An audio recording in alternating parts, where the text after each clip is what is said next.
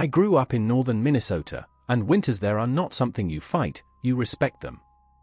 Temperatures drop so low that simply stepping outside can burn your lungs. Roads disappear under walls of white, and sound travels differently in the cold, sharper, cleaner, carrying far farther than it should. One winter break, when I was 19, a friend invited me to stay at his family's cabin deep in the woods. It wasn't modern or luxurious, it was old, creaky, and isolated, the kind of place where phone signal died 2 miles before you reached the driveway. But it had a fireplace, a kitchen, and warm beds. It was enough. There were 4 of us staying there. We spent the first night talking, drinking cheap beer, playing cards, and blasting music loud enough for the snow outside to swallow it whole. We were loud, stupid, and not nearly cautious enough for how remote we were. Around midnight, a snowstorm rolled in. Hard. The wind howled against the walls. Snow slapped the windows like handfuls of sand. The cabin creaked under sudden temperature drops. At one point the lights flickered, and we all froze, terrified the power would go out. In that place, with no heat? It could be deadly. But the power stayed. Eventually we got tired and crashed. I took the couch near the main window facing the long driveway, the only view in or out. I woke up around 3 a.m. Not from a noise, not from the cold. The wind had stopped completely. Outside was stillness, the kind of perfect, unnatural quiet that only comes after a heavy storm. I checked my phone. Dead. I cursed myself for not charging it.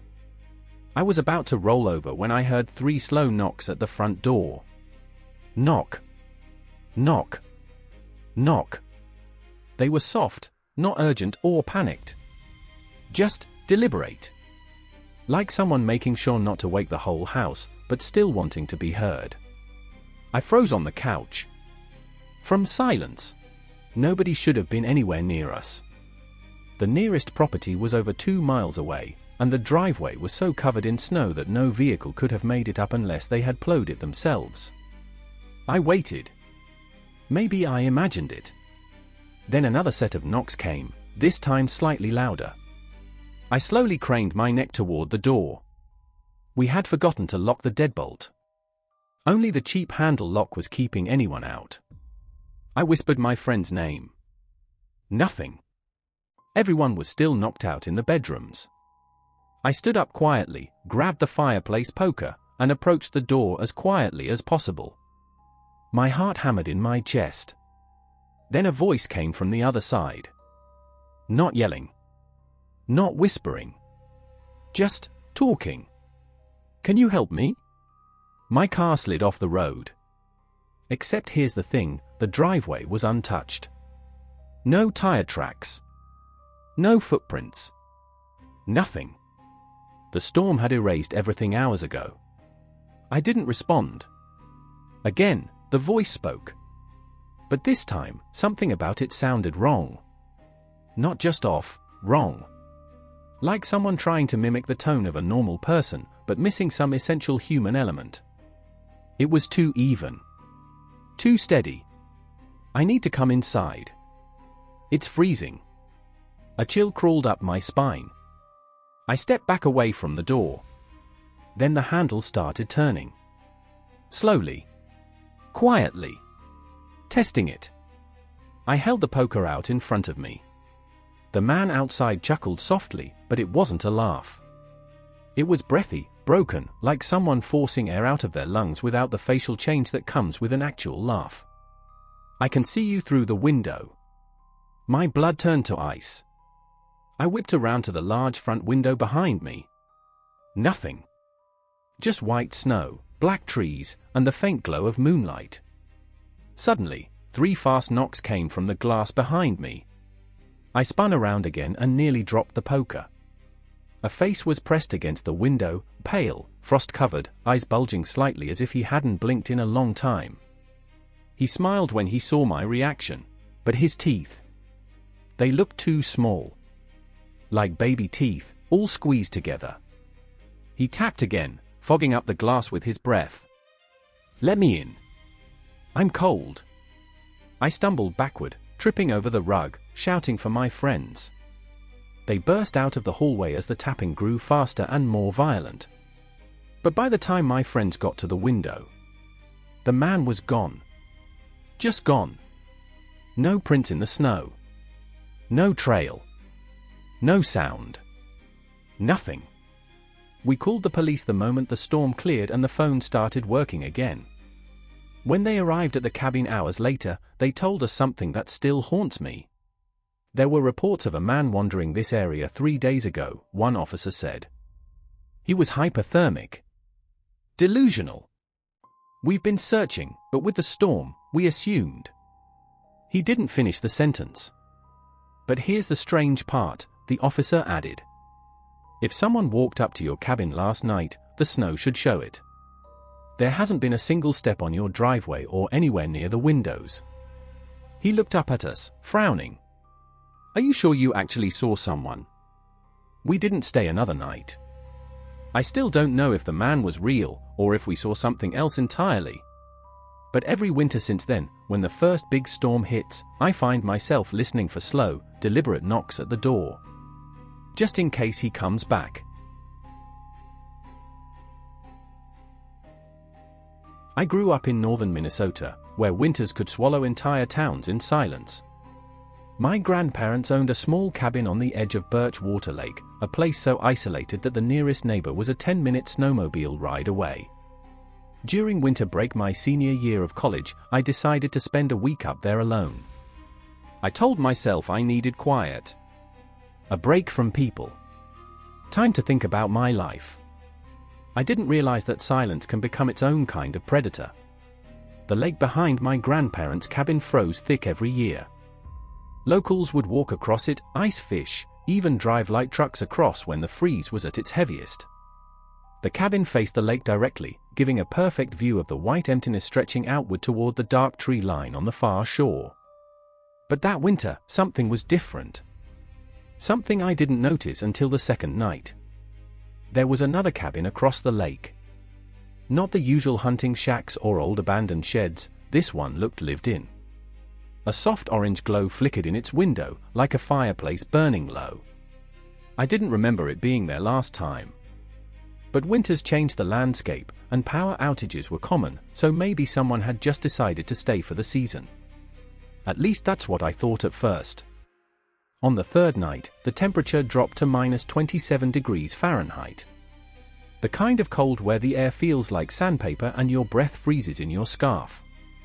The cabin made small noises, wood contracting, old pipes complaining, but around 2 a.m., a sharp sound woke me. Not from inside. From outside. A single knock. Not on my door, from the frozen lake. It sounded like something heavy striking ice. One sharp impact. Then silence. I turned off my phone flashlight and sat still, listening. A minute passed. 2. Then another knock. Closer this time. I walked to the window and moved the curtain a fraction of an inch. Across the white field of the frozen lake, the light in the distant cabin flickered again. Except this time, the front door was open. Just a crack. And someone, or something, stood in the doorway. A dark shape. No features, just a silhouette against the orange glow. I felt a cold that didn't come from the weather. The figure stepped outside. Slowly. Then stopped. Something shiny was in his hand. A lantern? A flashlight? No. It was too small for that. But the worst part was the way he moved, straight, stiff, mechanical, like each step wasn't entirely his choice. I shut the curtain and backed away. 30 minutes passed. Then an hour. No more knocking. Eventually, exhaustion forced my eyes shut. When I woke up, there were footprints behind my cabin. They came from the lake. A single trail leading right up to my back wall. And the weirdest part? They didn't lead back. I couldn't shake the feeling I was being watched. Or that someone had approached the cabin while I slept.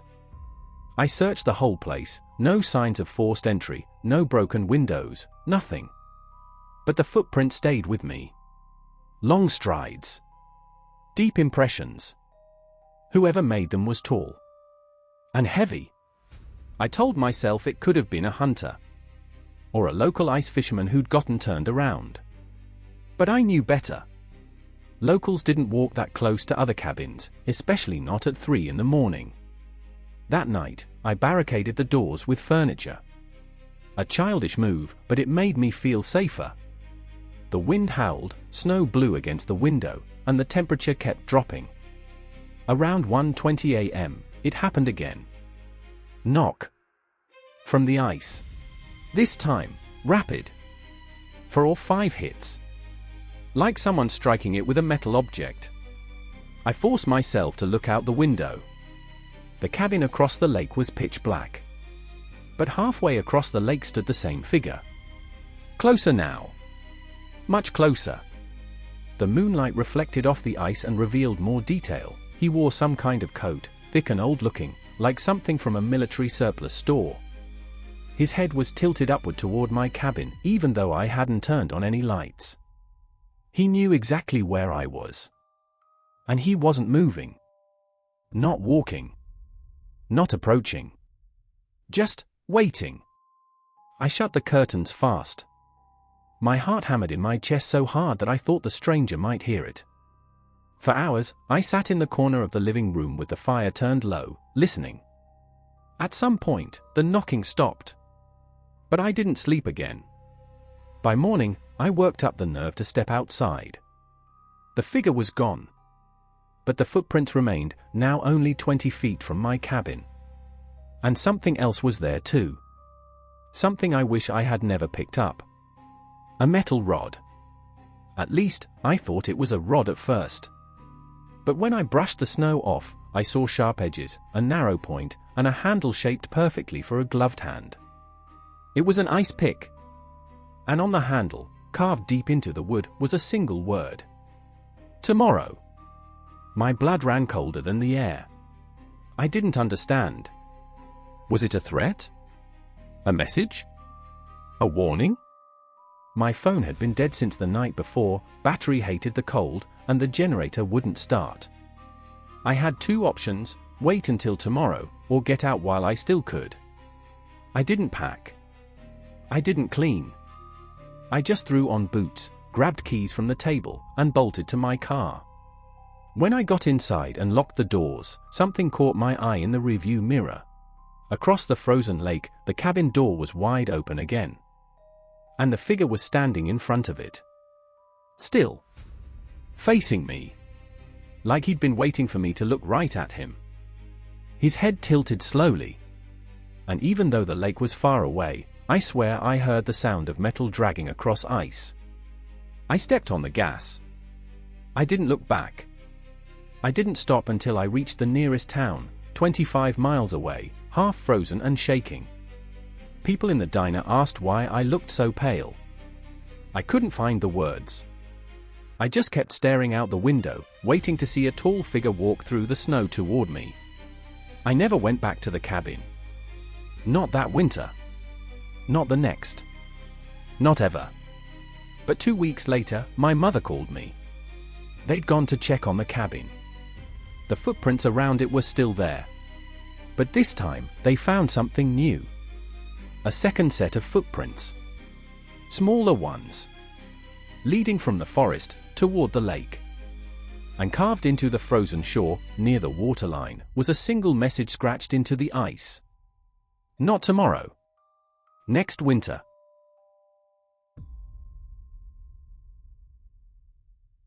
My name is Lucas, and 3 winters ago I spent a month in a tiny rental cabin deep in northern Minnesota.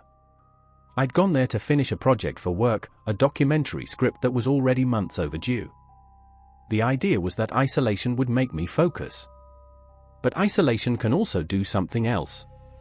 It can make you notice things you would have ignored in a busier place, and sometimes it shows you things you wish you'd never seen. I arrived at the cabin in late December, just before the year ended. The place was small, with a single bedroom, a living area, and a wood stove that cracked and hissed through the night. The closest neighbor was over a mile away through dense pine forest. The owner had told me the roads might be unreliable in heavy snow, but I was okay with that. I wanted quiet. The first night passed without anything strange, unless you count the absolute silence. No cars, no people, not even the sound of a distant plane. Just the faint rustle of the wind moving through endless trees. The second night was when everything started. I woke up around 2 a.m. to get some water. My throat felt dry from the cold, and the wood stove had burned out hours earlier. As I got out of bed, I passed the front window, a small one next to the door, and noticed something outside. Footprints. A long, single trail of footprints leading from the tree line toward the cabin. At first I didn't panic. The owner mentioned hunters sometimes pass through the area, even in winter. Maybe one got lost or needed help. But as I stepped closer to the window, something felt wrong. The footprints didn't go anywhere else. Just a straight line from the woods to my front steps. No return tracks. The snow outside was undisturbed except for that one trail. I grabbed my phone and checked the time again. 2:13 a.m. I hadn't heard a car, hadn't heard anyone approach. I walked from window to window, checking if anyone was still outside, but all I saw was the pale moonlight bouncing off the snow. Still, I convinced myself it was nothing. I locked the door again, pulled the curtains shut, and went back to bed. But I didn't sleep. The next morning, I went outside to check the prints in daylight. They were deeper than I expected. Deep enough that whoever made them must have been fairly heavy or walking with force. And they stopped exactly at my steps. Whoever it was didn't knock. Didn't call out. Didn't circle the cabin. Just walked up to it, and stood there. I felt something tighten in my chest as I looked around the silent forest. There was no sign of life, no broken branches, nothing disturbed except the snow. It must have been a hunter, I told myself again. But hunters don't walk to a stranger's cabin in the dead of night. I tried to shake it off and spent the day working on my script. Every so often I glanced out the window at the untouched snow, trying to reassure myself that the prints weren't fresh. But by nightfall, as wind began whipping against the windows, I felt uneasy again. Too uneasy. I double-checked every lock in the cabin, threw a few more logs in the stove, and tried to sleep. The sound woke me up around 1:30 a.m. Crunch. A slow, deliberate crunch in the snow. Not wind. Not an animal. Too heavy, too precise. Someone was walking outside.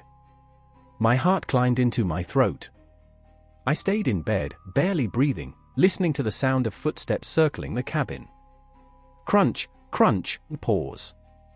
Crunch, crunch, pause. Every time the footsteps stopped, I felt like whatever was out there was looking at the cabin, or listening. At one point, the steps stopped right outside my bedroom wall. Just a few feet from where my head lay. I didn't move.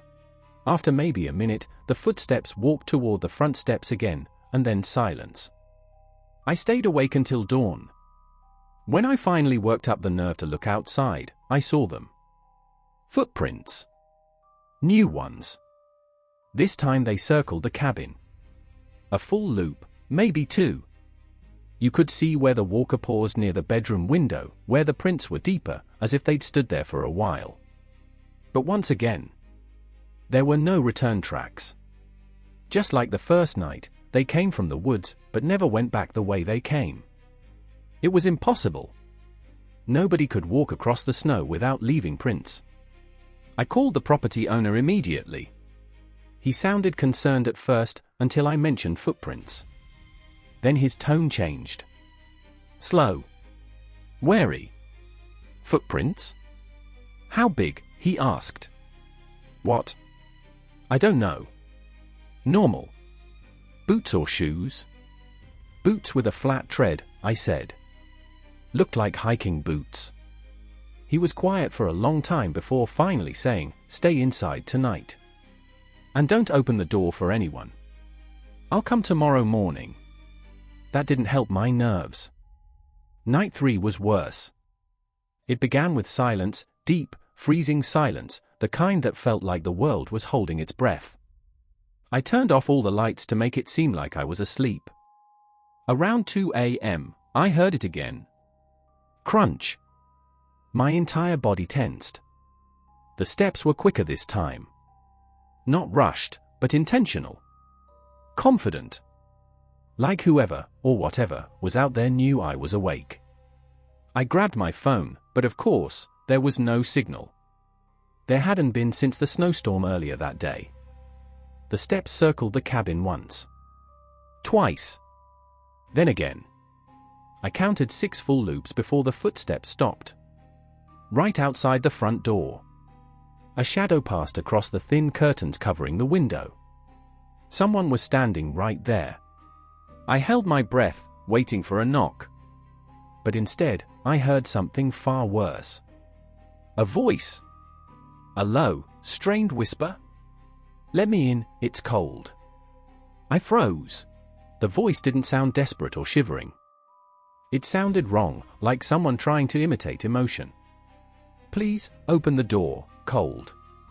The words dragged unnaturally, not like real speech. I backed away from the door slowly, hands shaking.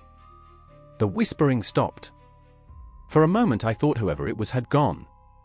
Then, thud. A dull, heavy impact hit the door. Not knocking. Just pushing. Testing. Another thud. More pressure. Then, as suddenly as it started, it stopped. Silence. No steps walking away. No sound at all. When the sun came up, the owner finally arrived. He took one look at the footprints and swore under his breath. When I asked what was happening, he pulled me inside. "There's something you need to know," he said. "Last winter, a man went missing out here. He stayed in this cabin right before he disappeared. The sheriff searched for weeks. Did they find him? No. Then why? Because he left footprints," the owner said quietly. "Every night. People saw him walking through the woods, but whenever someone followed the prints, they stopped. Just stopped. Like he vanished mid-step."